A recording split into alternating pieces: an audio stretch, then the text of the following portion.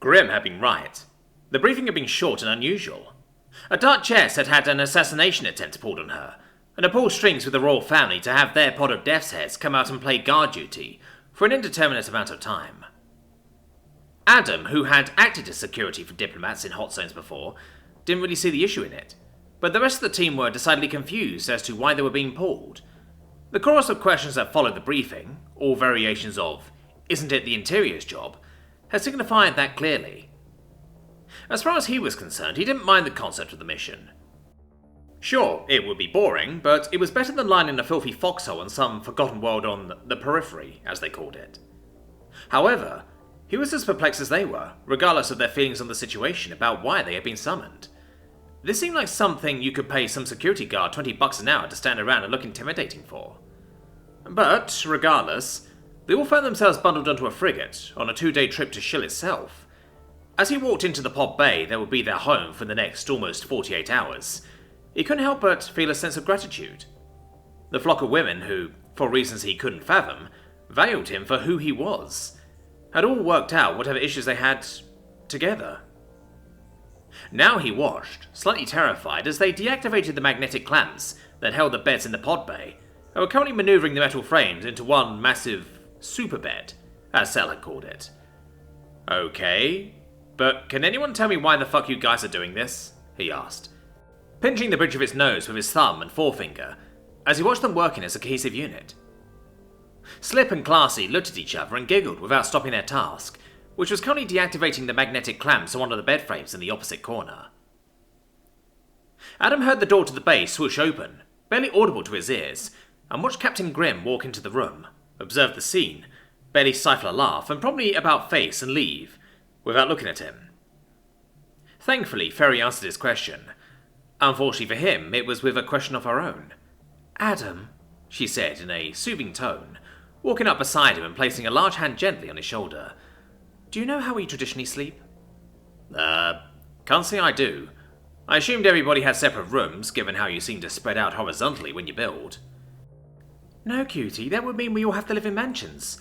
Traditionally, although it's become less common, we sleep on one large bed together," she answered, blushing blue as she shot him a smile. "Okay, so you just cuddle puddle?" he asked, raising an eyebrow.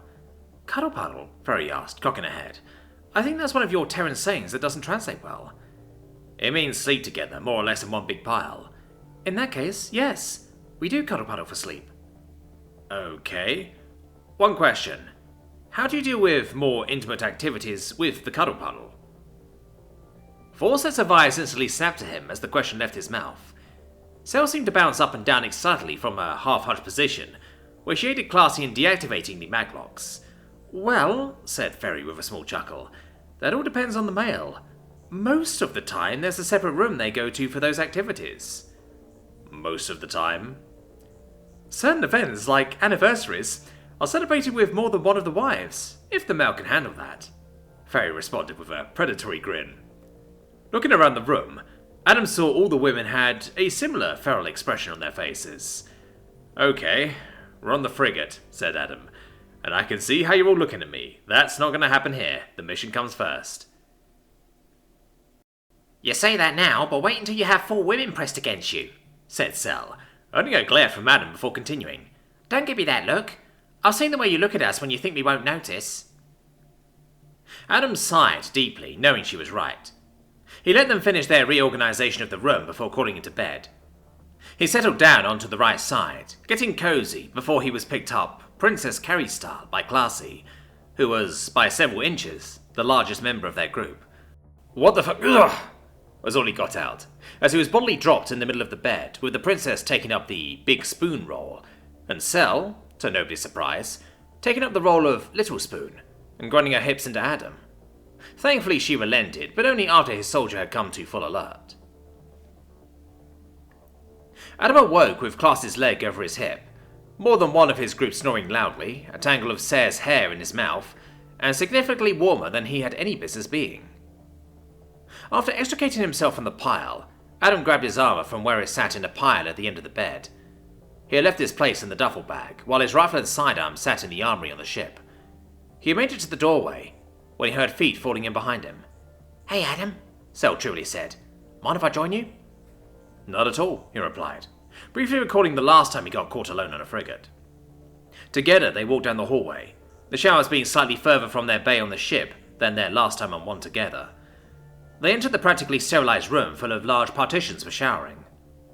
He stripped out of the gym clothes he slept in, folding them neatly on the metal shelf above the benches. He folded his armor next to it and turned to enter his partition. He was not shocked at all when he heard it open behind him. He turned to find Sel staring at him hungrily and biting her lower lip. Sel, he sighed. Adam, She cut him off decisively. I've gotten the approval of your other women. I've waited patiently while you gave me bedroom eyes over the past month and a half. I've even voice sang for you. If you want to wait for this because of something you feel, that's okay.